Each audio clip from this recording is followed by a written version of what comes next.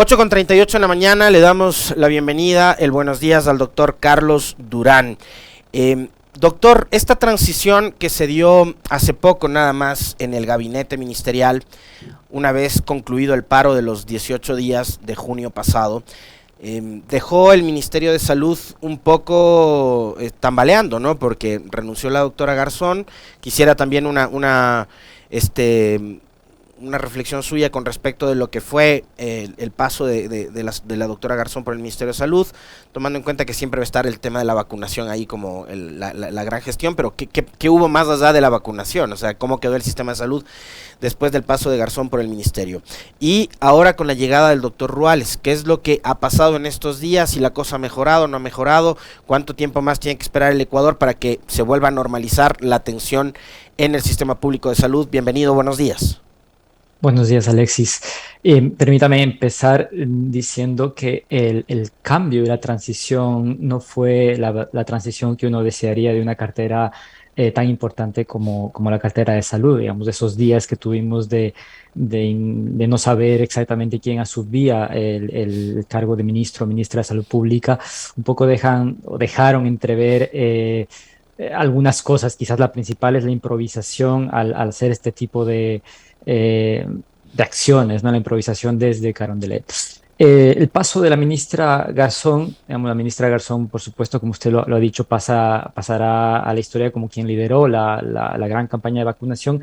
Quizás hay otro hito, es que solo pocos días antes de su salida, la ministra Garzón, la exministra ahora, ha firmado lo que se denomina el Plan Decenal de Salud. Y es la primera vez en mucho tiempo que el Ecuador vuelve a tener un plan decenal de salud. Yo creo que esto es una cosa que hay que rescatar, es positiva. ¿Qué significa? ¿Qué es el plan decenal para que todos entendamos, doctor? El plan decenal de salud es una hoja de ruta de aquí a los próximos 10 años de cuáles son las acciones principales en donde se debería mover el sistema de salud, la salud en general, eh, para, digamos, alcanzar ciertos objetivos, ¿no?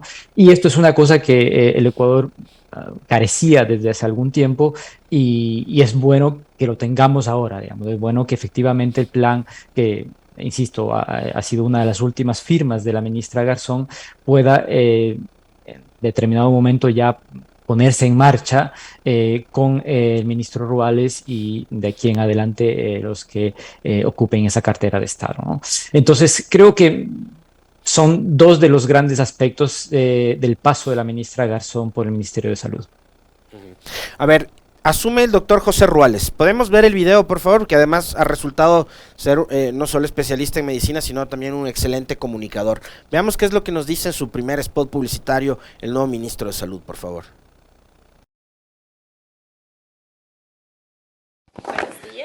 Buenos días, equipo. Les tengo una magnífica noticia. El día de hoy estamos ya con 700 órdenes de compra de medicamentos para abastecer nuestros hospitales y centros de salud del Ministerio de Salud. Acaban de emitirse más de 700 órdenes que representan el 90% de los fármacos del catálogo electrónico. Esto nos va a permitir cubrir hasta diciembre de este año 2022 de estas necesidades. Seguiremos trabajando, señor. ¿Sí? Son 11.5 millones esta primera compra, pero vamos a continuar con otras formas para abastecer de medicamentos e insumos a nuestros hospitales. Si ustedes quieren conocer y revisar el listado de todos los fármacos, pueden hacer clic en el enlace que está en la descripción.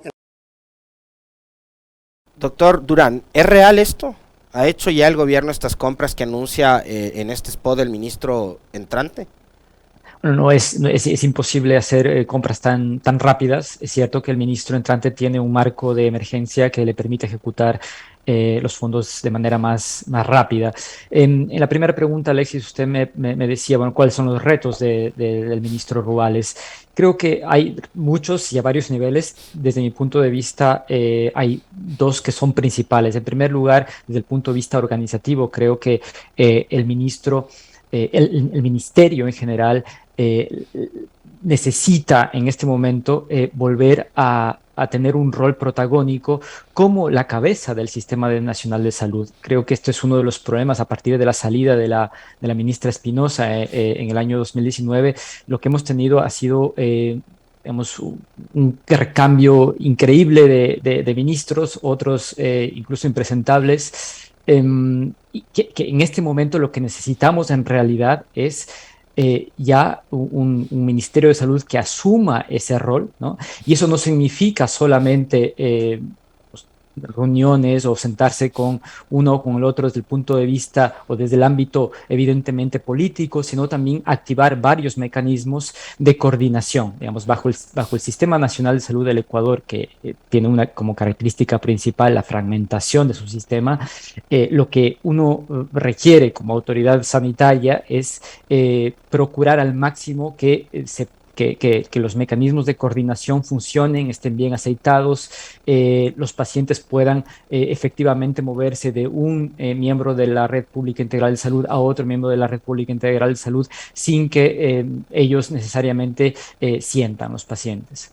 Ese es un gran reto y creo que el ministro Ruales entiende la complejidad del sistema y creo que lo puede llevar adelante en este sentido. Y el otro reto inmediato, por más que suene relativamente simplista para un ámbito tan grande como el de la salud, es el reto presupuestario. Hemos conocido hace muy pocos días que la ejecución del Ministerio de Salud Pública del presupuesto asignado por el Ministerio de Finanzas a junio de este año no pasaba del 3%, excluyendo sueldos. Tiene un impacto increíble sobre el Ministerio de Salud y las prestaciones actuales, pero también sobre los presupuestos futuros. Solo un paréntesis aquí, es que los presupuestos del próximo año tienen una base muy importante, la ejecución de los presupuestos de este año. Si a junio de este año estamos con un 3 o pongamos 5% de ejecución, claro, las posibilidades de que el próximo año incluso vuelvan a reducirse mucho más los presupuestos son enormes. Por tanto, creo que esa es una urgencia inmediata y yo creo que el ministro lo ha entendido de esa forma a partir del video que acabamos de escuchar y ver. La ejecución tiene que ser inmediata de esos recursos, caso contrario vamos a tener muchísimos problemas para ejecutar esos recursos en el último trimestre del año y al final del día impactará de manera muy negativa en los presupuestos del siguiente. Ahora, doctor, ¿por qué se da esa baja en el nivel de ejecución de presupuestos? Digo, probablemente puede ser que, como decía el ministro saliente de Obras Públicas, Finanzas no asignaba recursos. Puede ser también porque la Contraloría y todo lo que viene detrás de Contraloría, donde están incluidos los medios de comunicación y periodistas, se convierten también ya en una amenaza para todo funcionario del sector público a la hora de hacer procesos de compra pública, ¿no? Que tienen terror de ser glosados o de que les monten alguna cosa por el estilo a partir de publicaciones en medios de comunicación, en redes sociales, y después la Contraloría diligentemente y la Fiscalía también montándose en contra de los funcionarios. Pero ¿a qué se debe en el caso específico de salud esa bajísima, casi paupérrimo nivel de ejecución de presupuesto? Yo coincido con su análisis, Alexis, y tiene que ver varias razones de nuevo. Quizás la primera es el miedo extremo que tenemos, que tienen los funcionarios públicos a las auditorías de Contraloría. Y creo que esto ha sido expresado en varias ocasiones por varios analistas en su propio espacio y en otros. Digamos, este mecanismo casi inquisidor, ¿no? de la Contraloría que termina siendo totalmente paralizante para los procesos en el sector público. En lugar de ser una entidad que vaya haciendo acompañamiento a los procesos de compra pública para que sean lo suficientemente transparentes. Totalmente. Y entonces la gestión pública, hay varias formas de hacerla más eficiente, pero si el miedo es la corrupción, bueno, hay que hacerla mucho más transparente, hay que poner reglas mucho más claras, pero la solución no es no firmar, ¿no? Porque lo que termina pasando es que eso tiene un impacto directo en la ciudadanía. Entonces, aquí una de las grandes razones tiene que ver con la Contraloría, ¿no? La otra es, yo creo que a veces nos vamos también poniendo unos indicadores, nos vamos haciendo un autoengaño en el sector público. Déjame poner un ejemplo sobre lo que acabo de mencionar.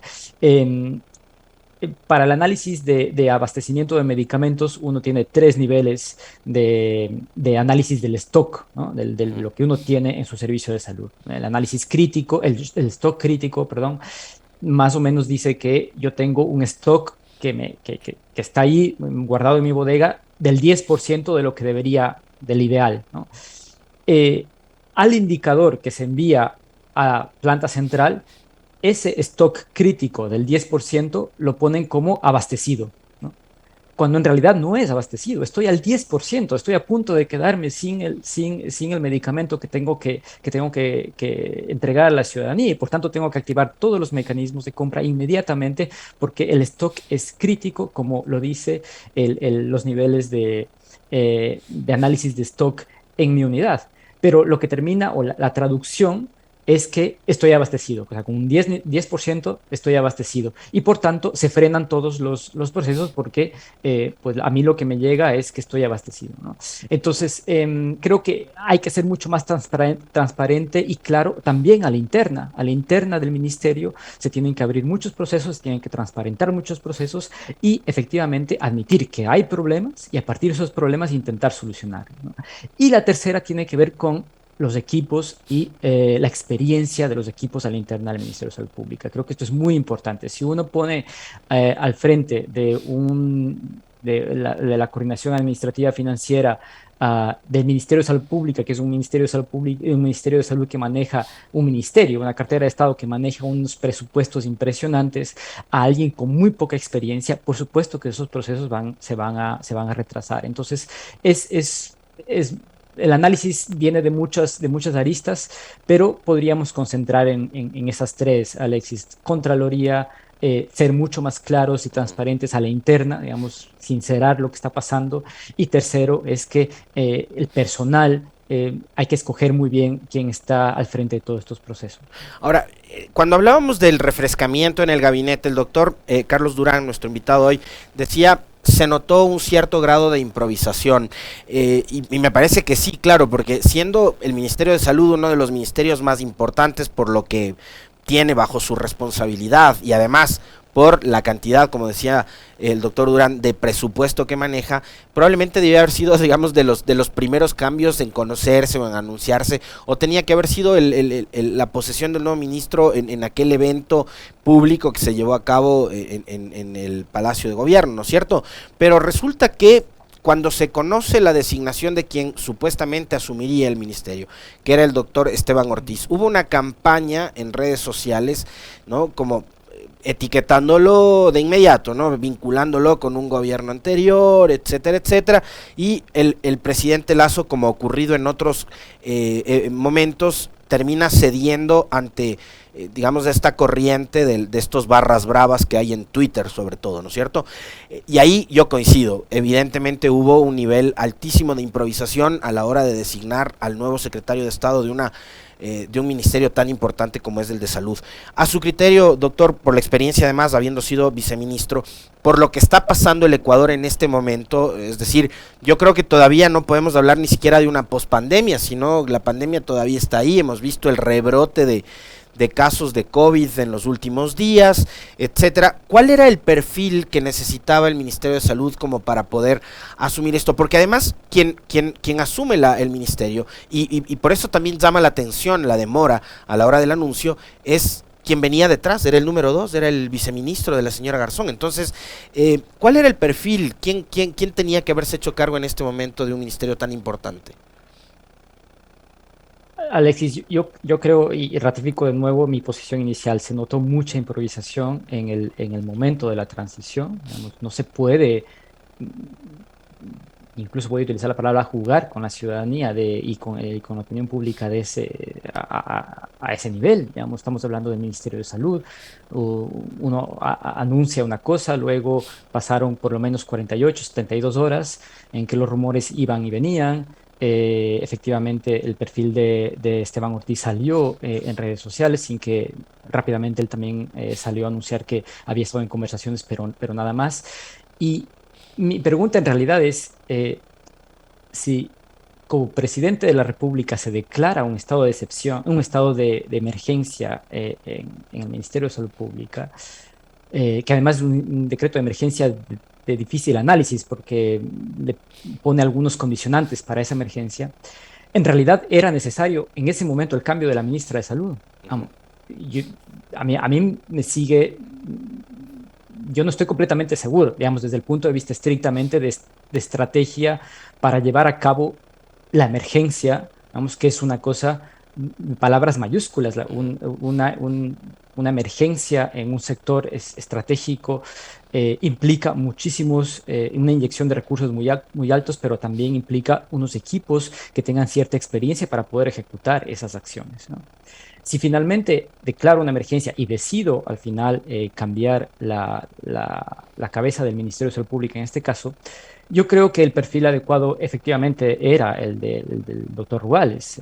Venía siendo viceministro, conoce el Ministerio de Salud Pública, es una persona que es especialista en el campo. El doctor Ruales es salubrista, tiene una trayectoria importante también en multilaterales internacionales como la Organización Panamericana de la Salud, ha trabajado bastante fuera del país también. Entonces yo creo que efectivamente es un perfil que además es un perfil conciliador. Yo creo que puede ayudar a partir de aquí marcar otro tipo de ritmo, ¿no? Y de nuevo vuelvo a insistir, lo importante de asumir un rol de estabilidad y de liderazgo del Sistema Nacional de Salud. Yo creo que, como he dicho, los grandes aciertos de la ministra Garzón, también creo que la ministra Garzón fue una ministra muy local, muy ministra del Ministerio de Salud Pública. Nunca se vio, desde mi punto de vista, a ella misma como una ministra del Sistema Nacional de Salud Pública, una ministra que representa al presidente de la República en la cartera de salud, ¿no? Y ese es el liderazgo que le vamos a exigir de alguna forma al nuevo ministro de Salud. Decía hace un momento el doctor Durán, el perfil del ministro actual, del doctor Ruales, es un perfil de alguien más conciliador. Necesario en este momento cuando salieron, por ejemplo, varios de sus colegas galenos a denunciar que el país estaba atravesando una grave crisis en los hospitales públicos. ¿Qué es lo que se necesita ahora? O sea, digamos, obviamente todo pasa por un tema de recursos, también decía el doctor Durán, por poner a los equipos y al personal capacitado para poder ejecutar precisamente esta emergencia de salud, pero ¿qué es lo que se necesita ahora, digamos, también políticamente para recomponer las cosas con quienes están al frente de los hospitales, de las casas de atención de salud pública y que son los que están más cerca con la gente?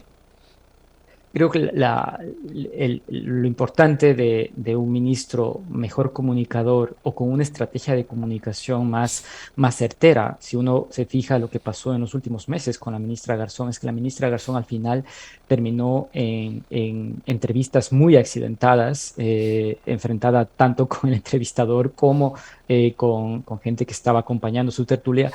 Lo cual, claro, no deja el mejor de los sabores. Creo que también su estrategia de comunicación, sin ser yo experto en el tema, es que al final del día ella era la que estaba frenteando absolutamente todo frente a los medios de comunicación. Digamos, supimos quiénes eran los viceministros al final, ¿no? Cuando el doctor Garzón, el doctor Ruales asume el ministerio, digamos, antes tenía muy poca visibilidad.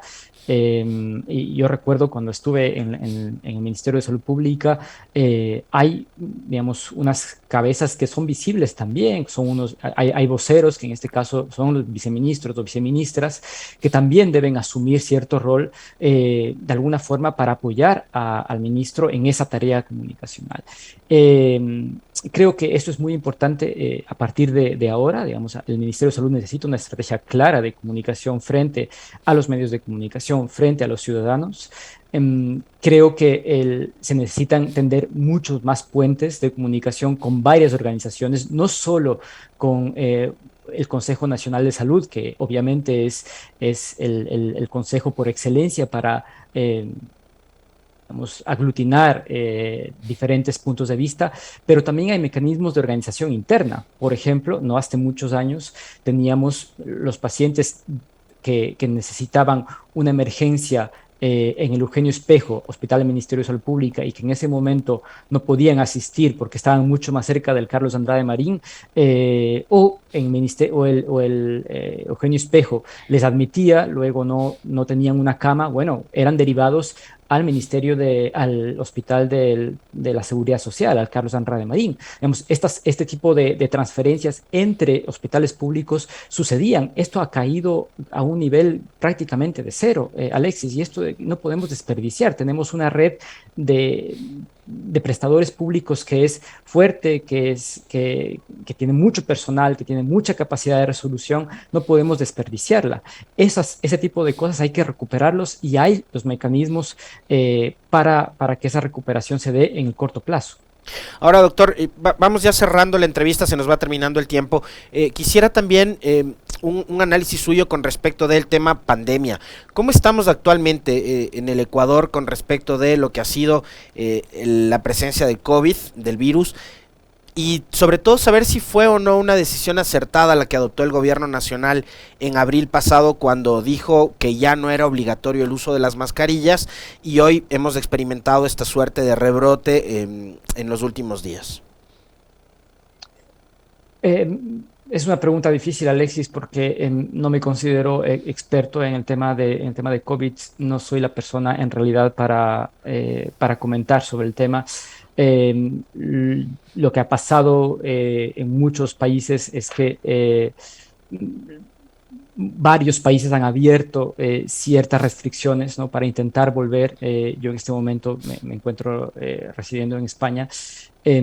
Acá, por ejemplo, la mascarilla nunca dejó de ser obligatoria en ciertos espacios cerrados de riesgo, por ejemplo, el transporte público, ¿no?